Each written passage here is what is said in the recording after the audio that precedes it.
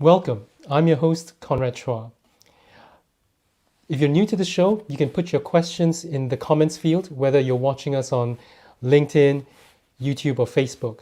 And you can start by writing down where in the world you're watching this from today.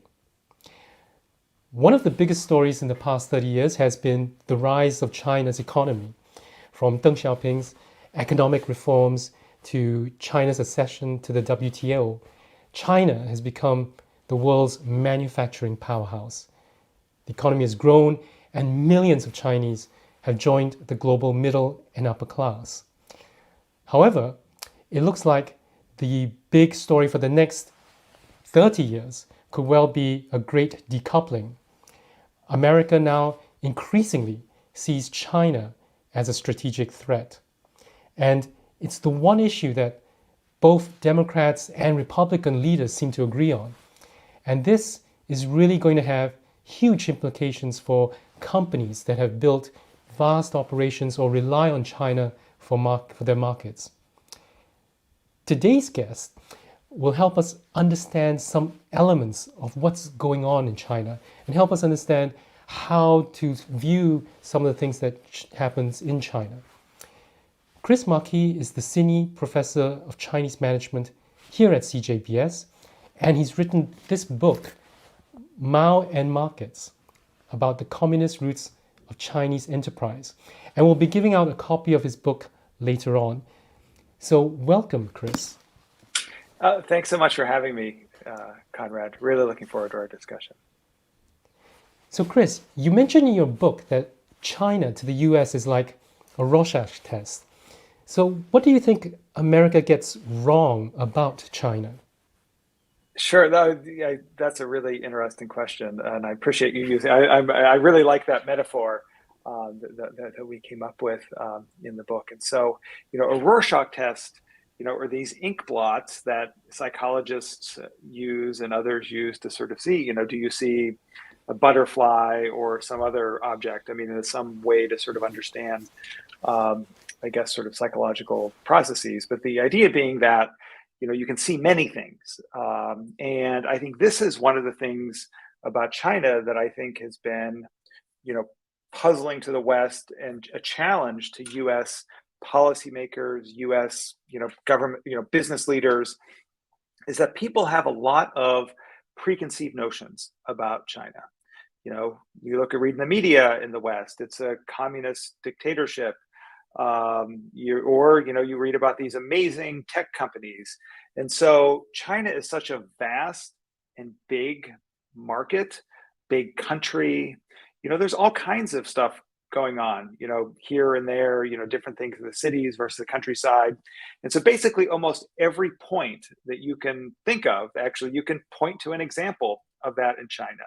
There's this psychological processes called confirmation bias, where people mainly look for evidence that supports their view. And so I think that this idea of a Rorschach test is that, or just is like, people end up just focusing on the preconceived notions they might have. And I think this has led to, look at the media in the US in particular. And I'm, for our listeners, I mean, I am at Cambridge Judge Business School and have been here in the UK for about 13 months, but I'm American, as you can probably tell from my voice.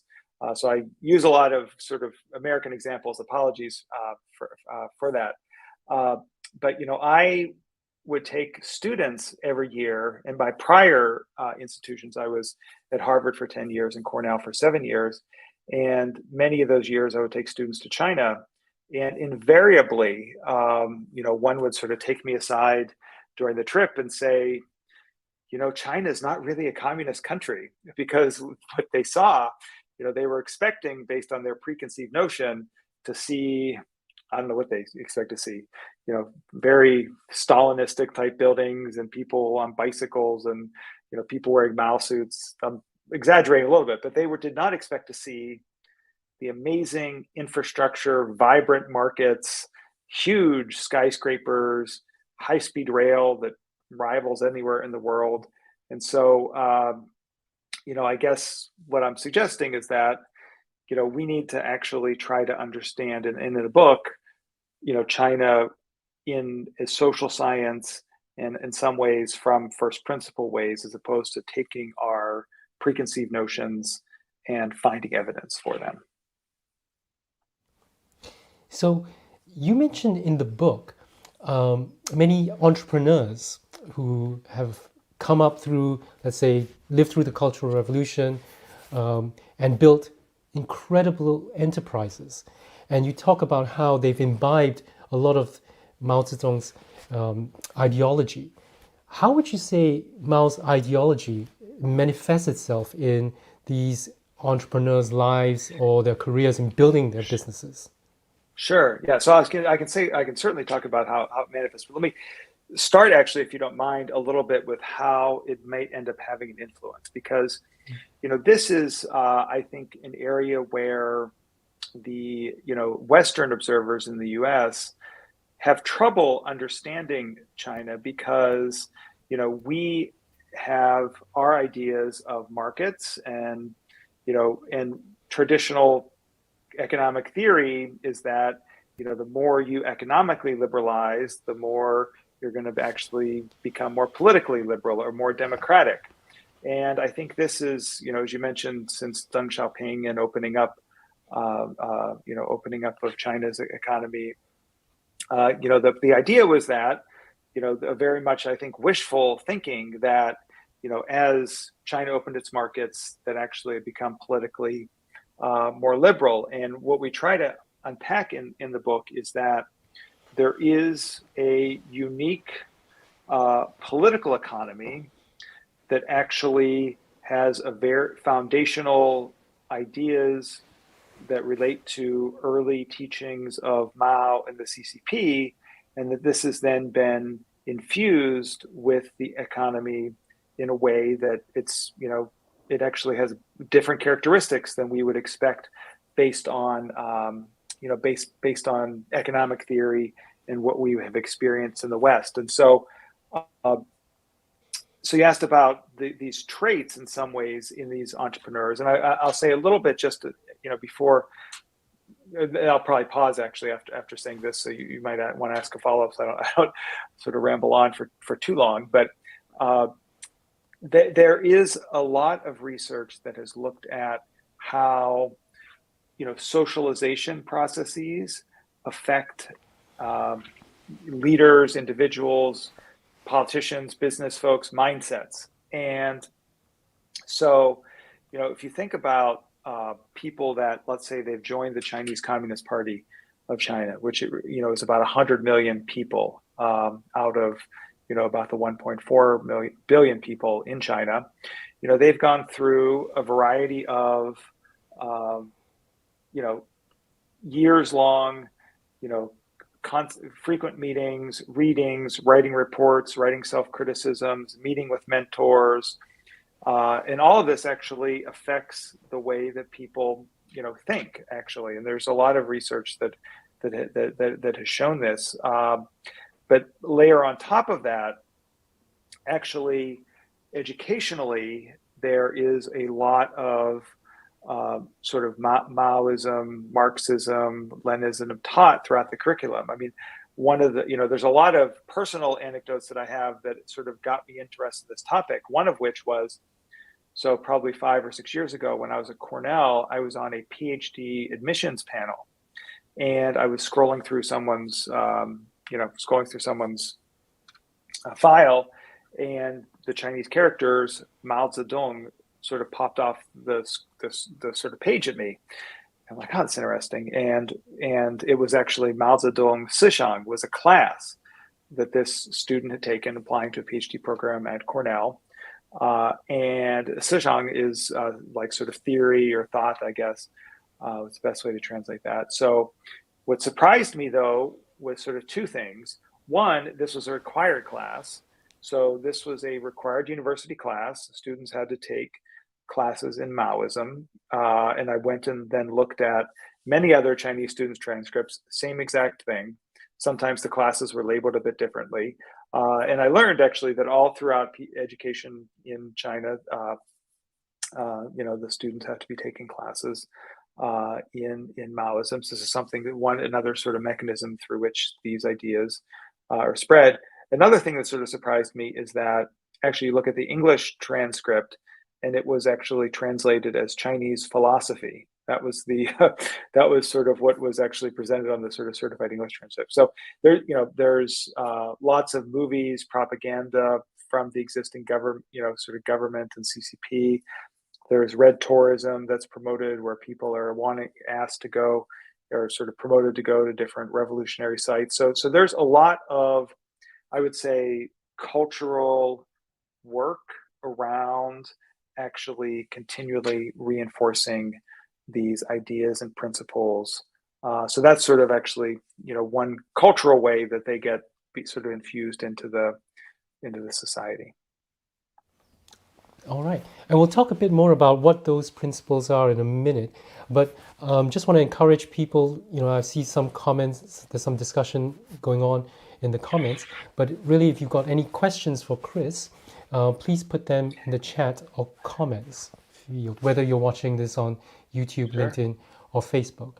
And I also want to Can I comment? I mean, yeah. Oh, I think event sponsored Chris. by China, and is one-sided. It's funny. I mean, this is this is sort of the really thing that I would sort of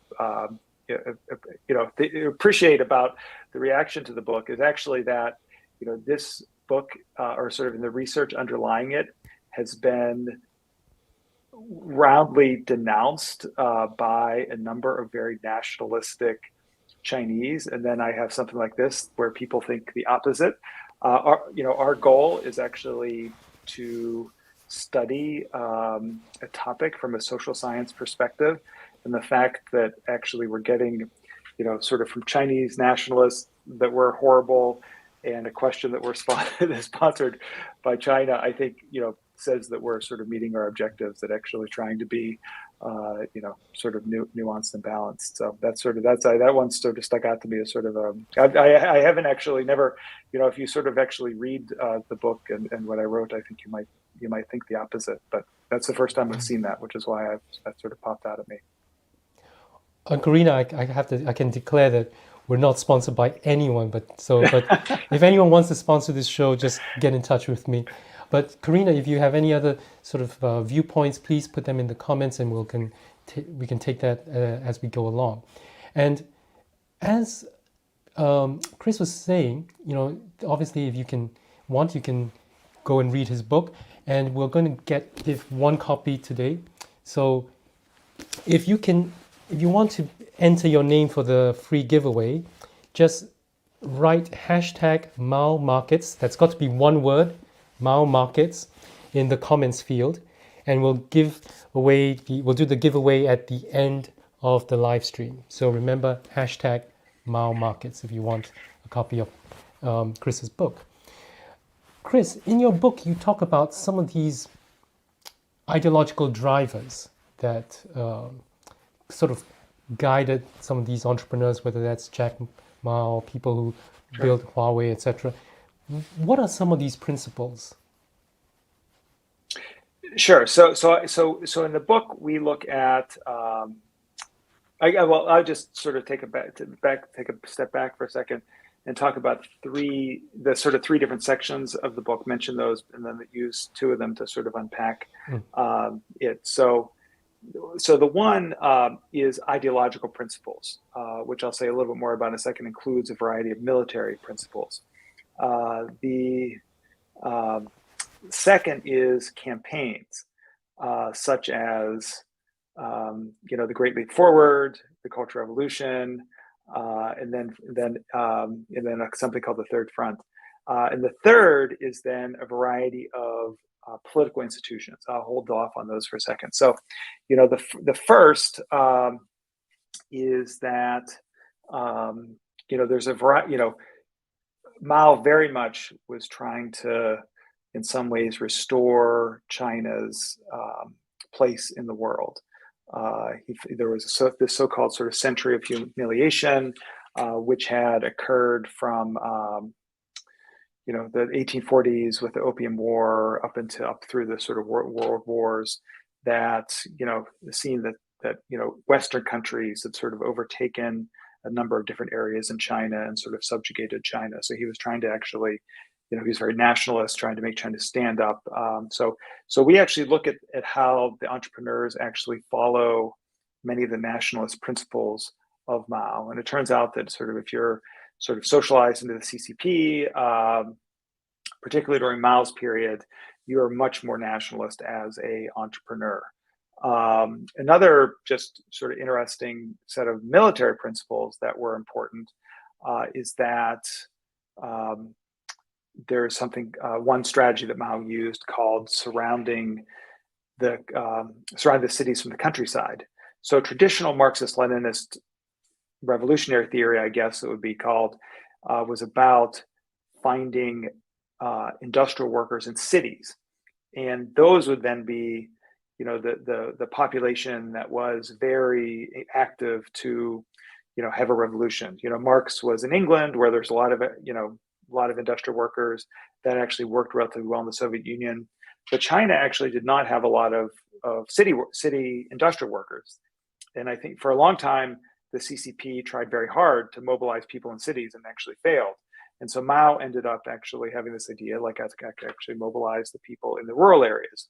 And it came up with this idea of surrounding the cities from the countryside, which that strategy has been used by a lot of different entrepreneurs, from Ren Zhengfei, who's from Huawei. Huawei, a company that's in the sort of controversy in the news a lot, but actually a company that has grown quite large. I think it had most recently having $90 to $100 billion in sales. Thousands, maybe tens of thousands of patents. Very innovative company. But early on in the 1980s, the telecommunications gear, which is the industry it was in, competitors like Alcatel, Lucent, some of these large competitors, they were really tough. Huawei couldn't compete with them in the cities, so to speak. So they actually went out to the countryside and actually became dominant in the countryside.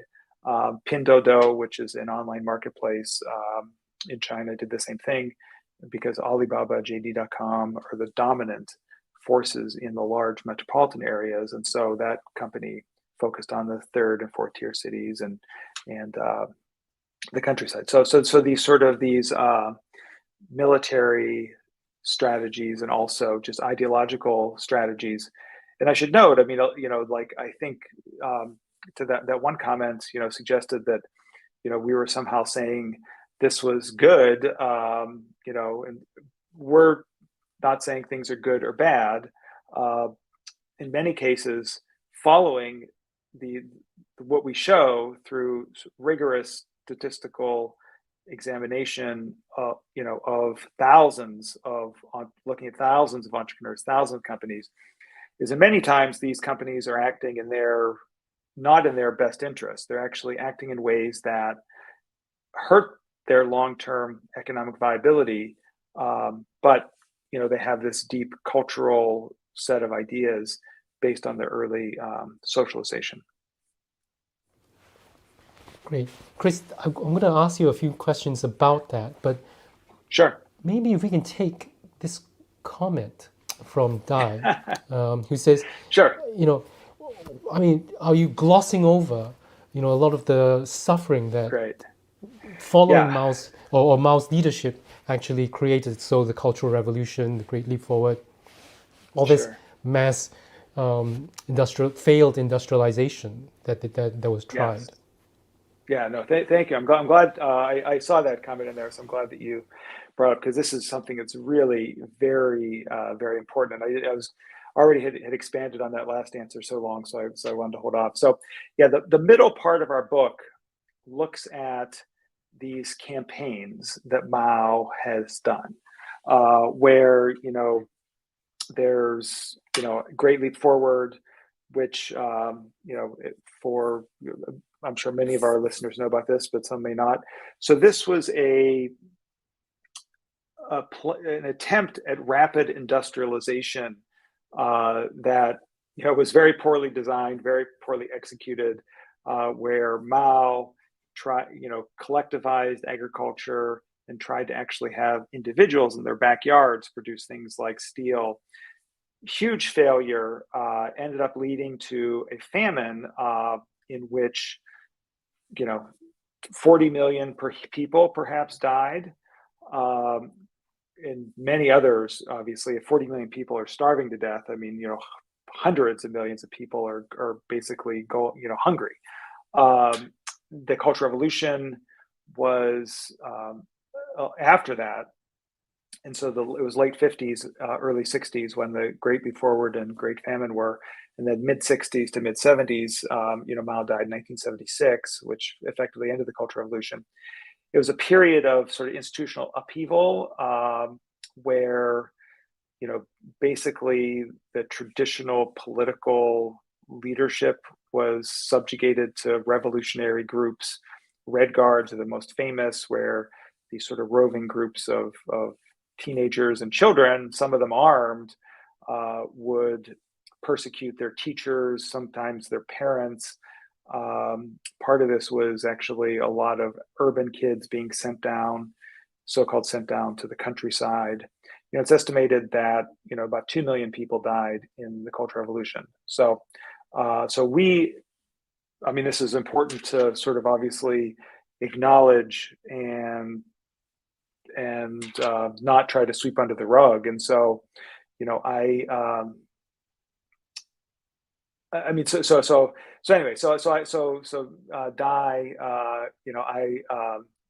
sorry if you think this is rubbish. Our point is not, as I mentioned, in any way to, say Mao is good or say Mao is bad. If we have any critique, I mean, I would say he's bad, of course. I mean, if he's, probably the dictator in the global history that has actually resulted in the death of the most people ever. I mean, so, it's not, I'm not certainly not saying he's good in any way. What we're trying to do with the book is it's more a critique of the West and how the West got fooled, we think, and write about, because they saw open markets and did not realize that there was a very sort of deep still effect of the ideas and principles of Mao. And I think you see this today coming through with Xi Jinping and his leadership, which surprised many people, that someone so hardline and avowedly communist and anti-business in many cases could come along after 40 years of opening. But actually, our book suggests that there's actually a common line, a common thread, in that actually maybe it was the opening period that was the aberration, and that Xi Jinping is just in some ways going back to the core of what the CCP believes.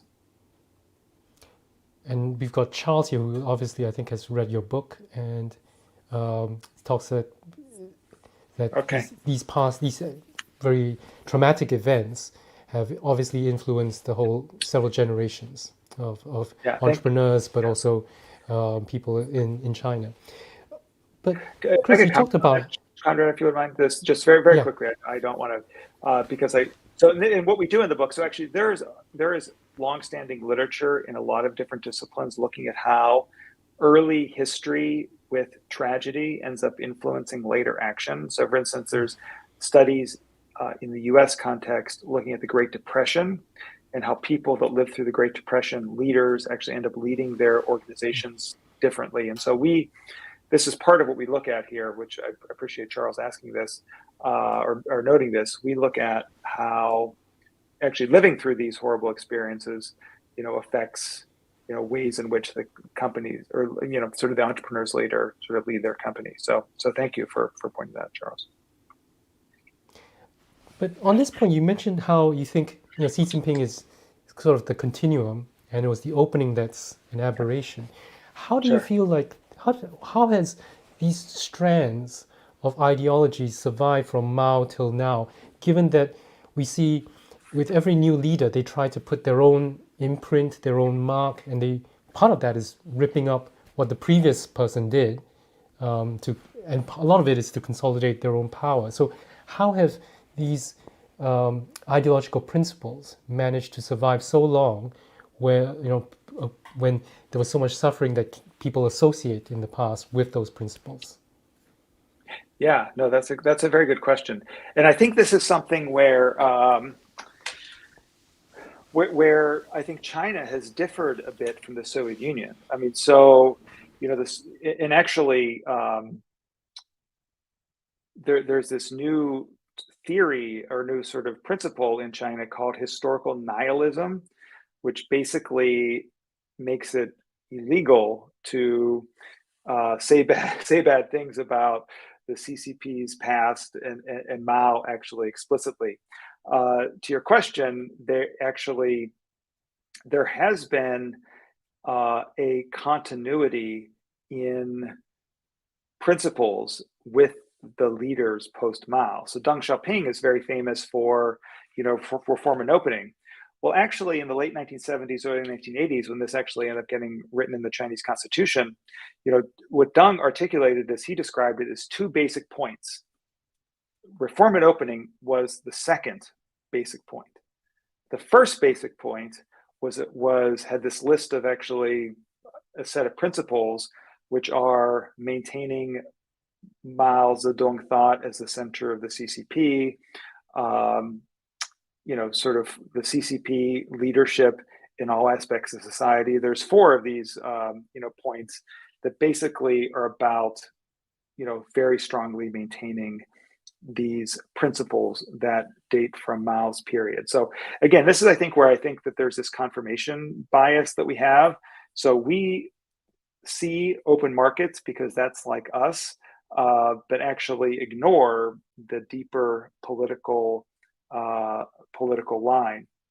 And actually, there's recent documentaries about this in China, that the reason why the Soviet Union failed is because of what you described in your question, because Khrushchev actually ended up denouncing Stalin, and this led to an undermining of the principles of and the idea of the Soviet Union's Communist Party, and so this idea of historical nihilism, which now has taken hold, that you can't actually criticize the past because it will actually undermine the party. It's something that has become very central to the leadership, the sort of leadership ideology of the current and recent CCP.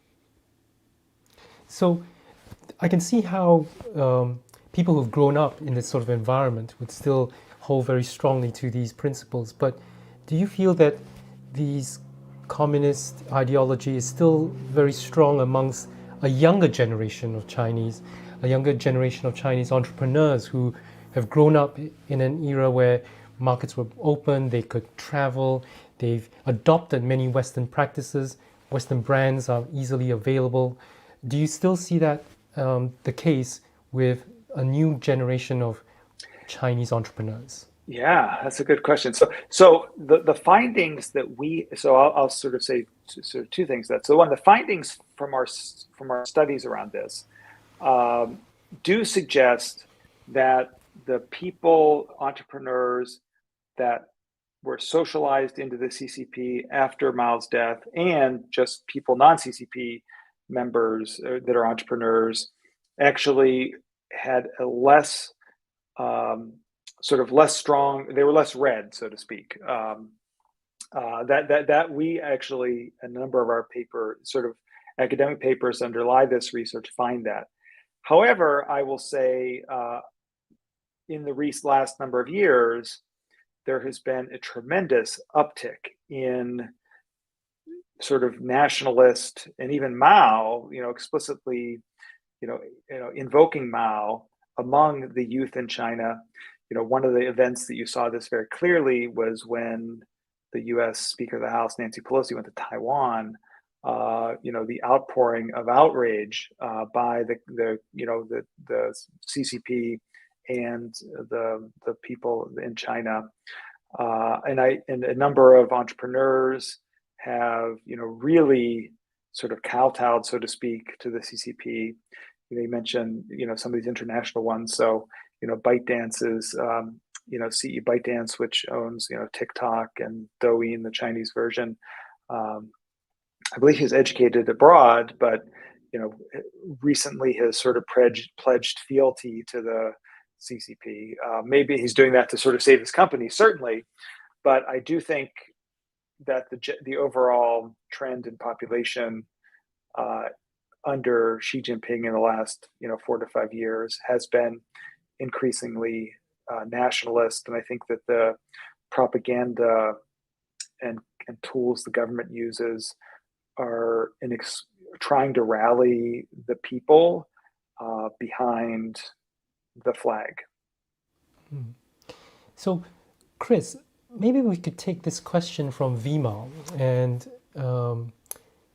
he's asked whether you saw any gap between male and female entrepreneurs in China.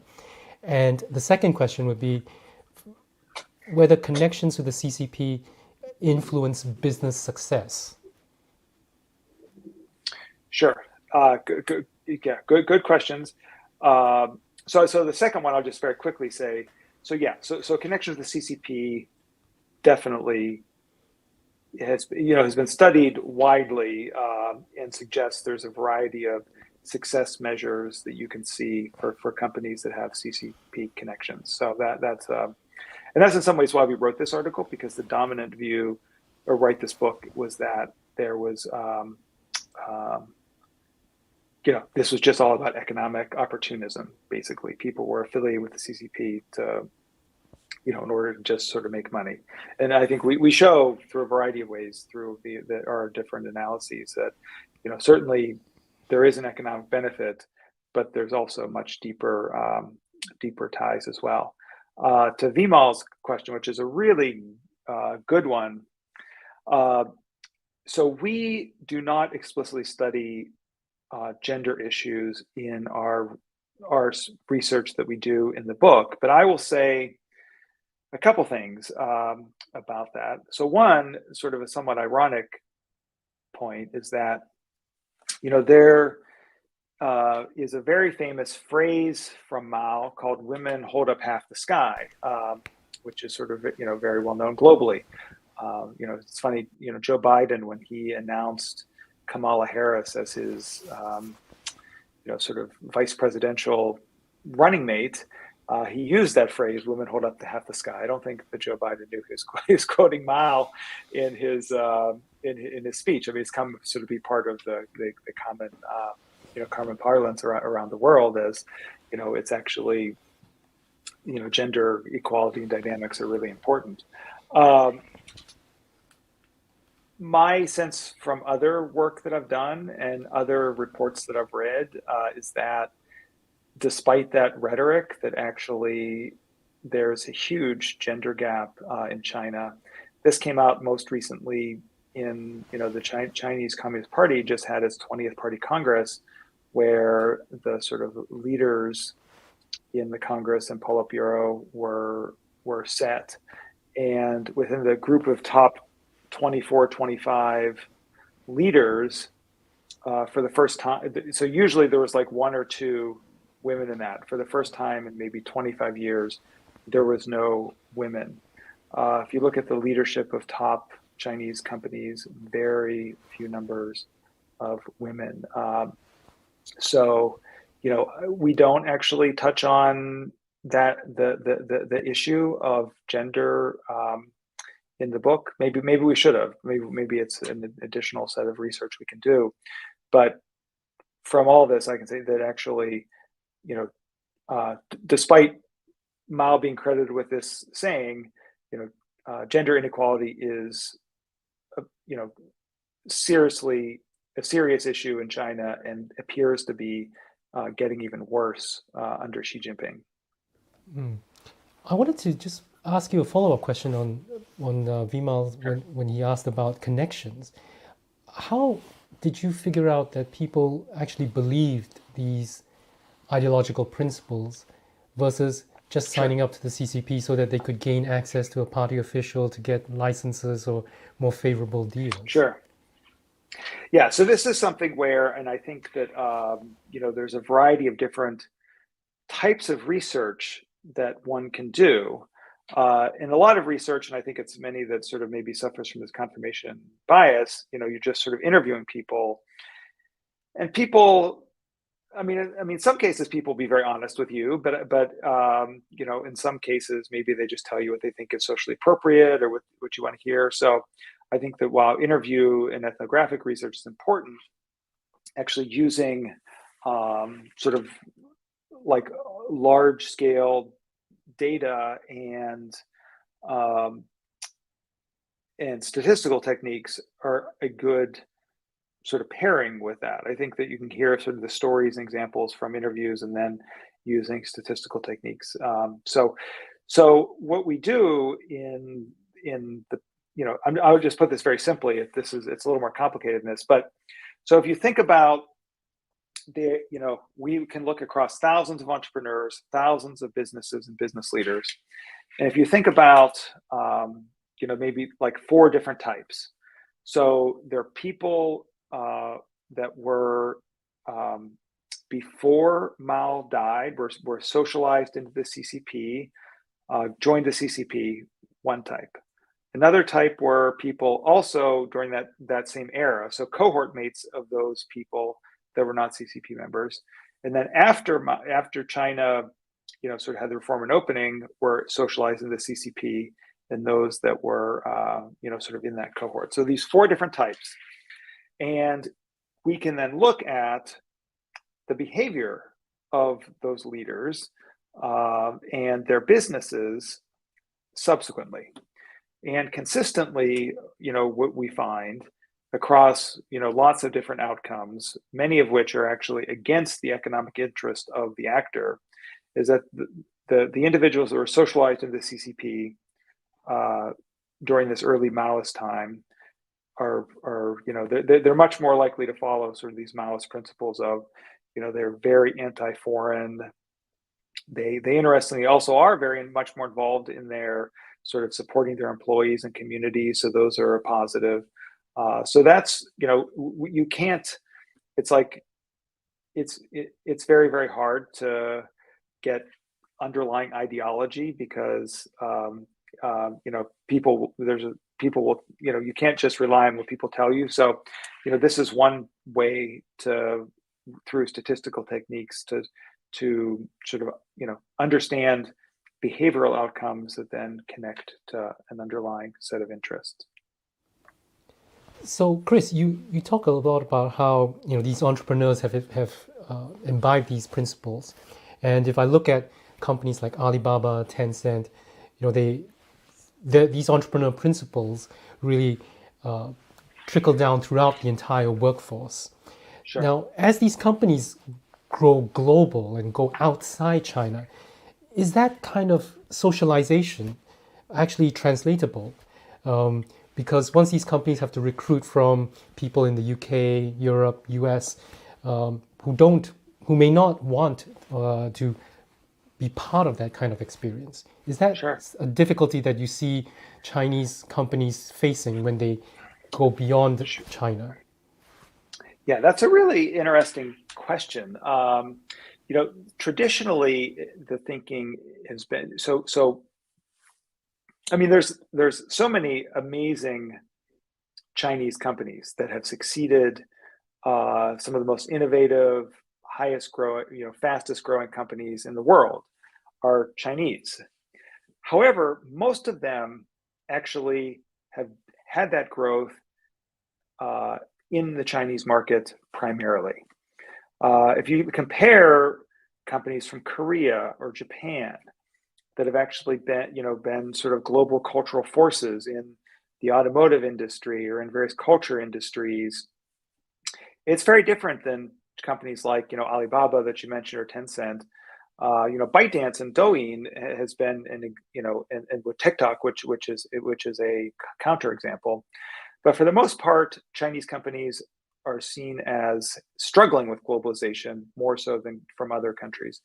The traditional way of thinking about that is that, in some ways, it's the curse of having an amazing domestic market. when you have a market as large and vibrant as China's, companies that are in China, they tailor their products to really meet the needs of that market.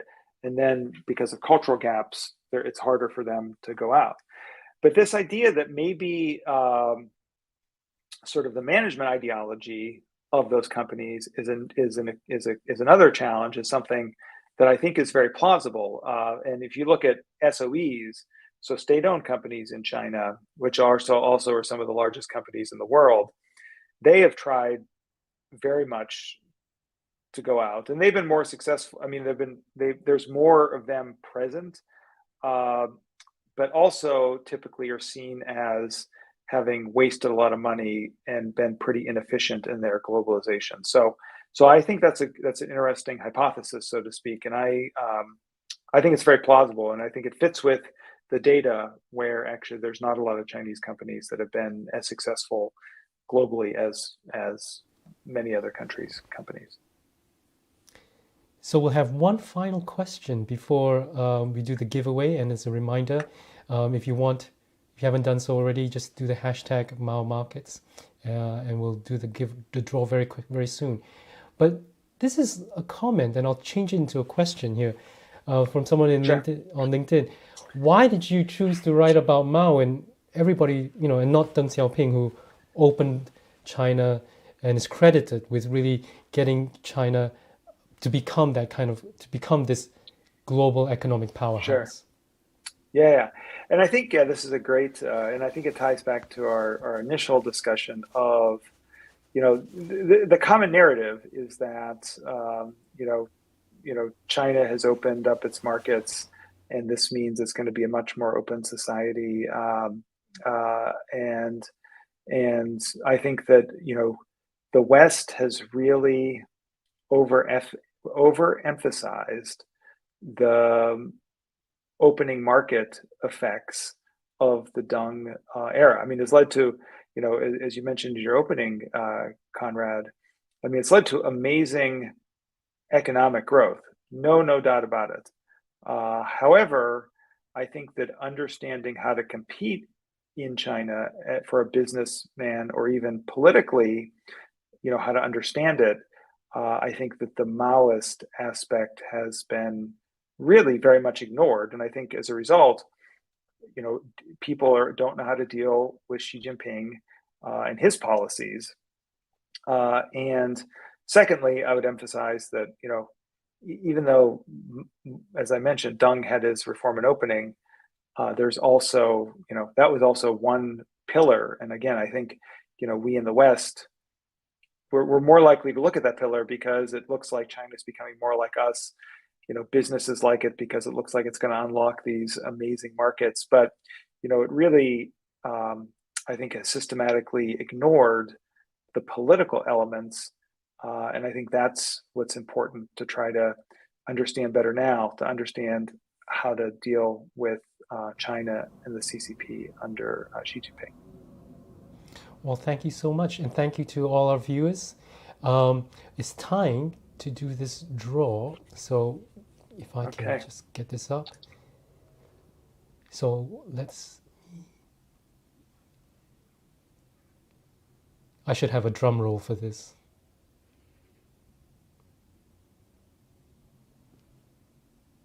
All right, so Ashvarya, you will win one copy of this book signed by Chris.